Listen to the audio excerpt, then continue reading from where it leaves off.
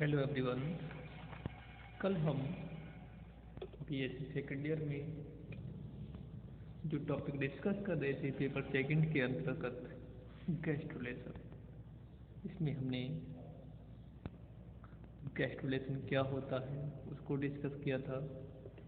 Characteristic of guest relation, methods of guest formation, इसमें invagination, involution, initiation, डेलिमिनेशन सब discuss किया था। आज हम बात करेंगे इपीवॉली।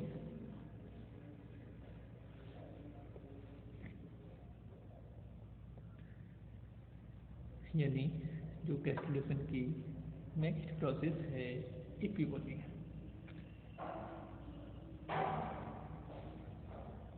इपीवॉली गैस्ट्रोलेशन की एक ऐसी विधि है जिसमें बाहर की ओर प्रेजेंट माइक्रोमियर्स या इक्टोडर्मल सेल्स मैक्रोमियर्स के ऊपर फैलने लगती है और उन्हें कवर करती जाती है। नेक्स्ट, इम्बोली। यह विधि इपीवॉली मेथड के विपरीत होती है। इसमें मेगामियर की चीज माइग्रेट करके अंदर की ओर पहुंच जाती है। आगे चलकर इसी से एंडोडर्मल सेल्स बनते हैं। अब बात करते हैं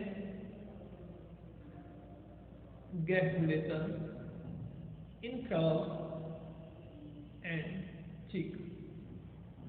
यानी फ्रॉग यानी मेढक एंड चिक। चिक का मतलब होता है चूजे से। तो मुर्गी के चूजे होते हैं।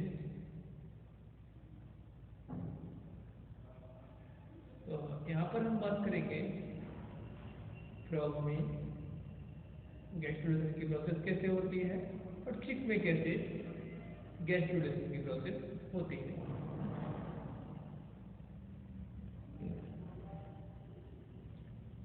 फ्रॉग में बात करें तो फ्रॉग में एक फर्टिलाइज्ड एग का डायामीटर लगभग 2 mm व्यास होता है। यानी जो डायामीटर है इसका वो कितना होगा, 2 mm। इसके चारों तरफ एक ट्रांसपेरेंट मेम्ब्रेन होती है। यानी जो फ्रॉग का एग है उसके चारों तरफ एक ट्रांसपेरेंट मेम्ब्रेन होती है जिसे विटलाइन मेम्ब्रेन कहते हैं। यानी जो मेम्ब्रेन प्रेजेंट होती है ट्रांसपेरेंट, वो कहलाती है विटलाइन मेम्ब्रेन। विटलाइन मेम्ब्रेन के चारों ओर सफेद रंग की एक मोटी स्तर यानी परत होती है जिसे एल्ब्यूमिन कहते हैं। दोनों पोलर बॉडीज इसी मेम्ब्रेन से चिपकी रहती है। मेंढक के एग की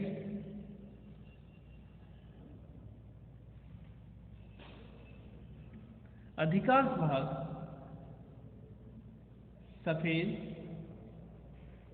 व कुछ भाग काला होता है। यानी जो मेंढक का एग है तो उसका कुछ भाग सफेद होता है और कुछ ब्लैक होता है यानी काला होता है। सफेद भाग को वेजिटल पोल तथा ब्लैक पार्ट को एनिमल पोल कहते हैं। यानी जो ब्लैक कलर का होगा उसको एनिमल पोल कहा जाता है और जो वाइट कलर है उसको वेजिटल पोल कहते हैं। इसी भाग में न्यूक्लियस प्रेजेंट होता है। फ्रॉग में निषेचन यानी फर्टिलाइजेशन एक्सटर्नल होता है। यानी फ्रॉग की फर्टिलाइजेशन की बात करें तो वह एक्सटर्नल यानी बॉडी के बाहर होता है। इसमें स्पर्म अपने एक्रोसोम द्वारा जेली को भेजकर एग में प्रवेश करता है। ऐसा करते समय उनकी टेल बाहर रह जाती है। केवल एक स्पर्म एक एग में प्रवेश करता है। फर्टिलाइजेशन के 2 से 3 घंटे बाद जाइगोट में डिवीजन होने लगता है। इसमें होलोब्लास्टिक क्लीवेज होता है।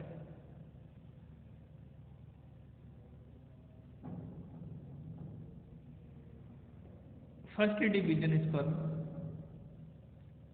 पथ को राइट एंगल पर वर्टिकली होता है। इसमें फर्स्ट मेरिडायनल डिवीजन कहते हैं। इसके फलस्वरूप जाइगोट 2 समान आधे आधे भागों में बढ़ जाता है।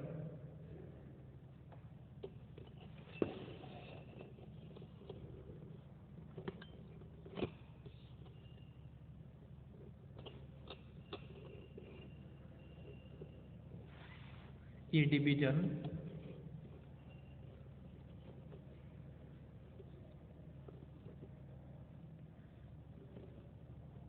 एनिमल पोल से प्रारंभ होकर ग्रे क्रिसेंट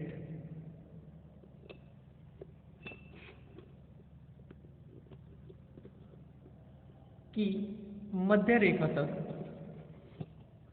होता है।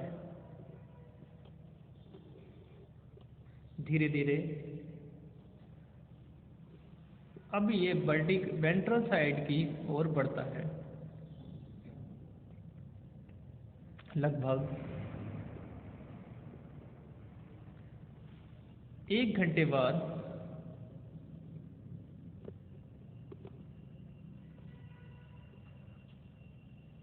पिट्ठम विभाजन के राइट एंगल पर सेकेंड मेरिडायनल डिवीजन होता है, जिससे एम्ब्रियो में 4 सेल बन जाते हैं। प्रत्येक ब्लास्टोमेयर का एनिमल पोल वाला भाग ब्लैक कलर का, वेजिटल पोल वाला भाग योकी एंड वाइट होता है। इसमें ग्रे वाला पार्ट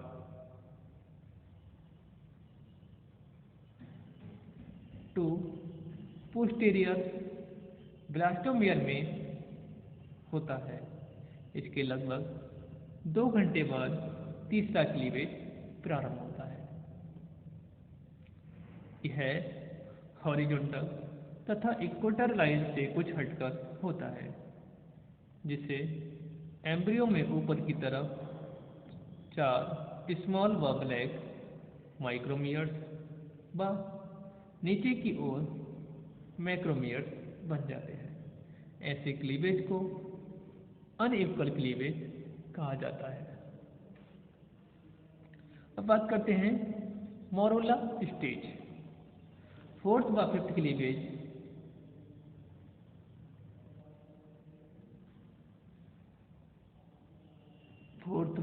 क्लीवेज अल्टरनेटली मेरिडायनल तथा ट्रांसवर्स होते हैं, जिनके फलस्वरूप 16 तथा 32 सेल्स बनते हैं। यानी जब मोरुला स्टेज आती है तब फोर्थ व फिफ्थ क्लीवेज होता है, जिसके फलस्वरूप 16 से लेकर 32 सेल्स बनते हैं। इसी समय एम्ब्रियो सेल की एक बॉल, एम्ब्रियो की जो सेल्स है एक बॉल लाइक दिखाई देती है। यानी जब मोरुला स्टेज होती है उस समय एम्ब्रियो सेल्स एक फुटबॉल लाइक, यानी जो बॉल होती है उसके समान दिखती है। इसी स्टेज को मोरुला कहते हैं।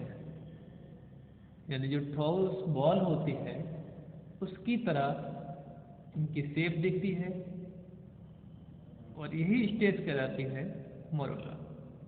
अब बात करते हैं ब्लास्टुला स्टेज की। फोर्थ एंड फिफ्थ क्लीवेज के बाद क्लीवेज इर्रेगुलर हो जाता है, जिसकी वजह से माइक्रोमियर तेजी से विभाजित होने लगते हैं,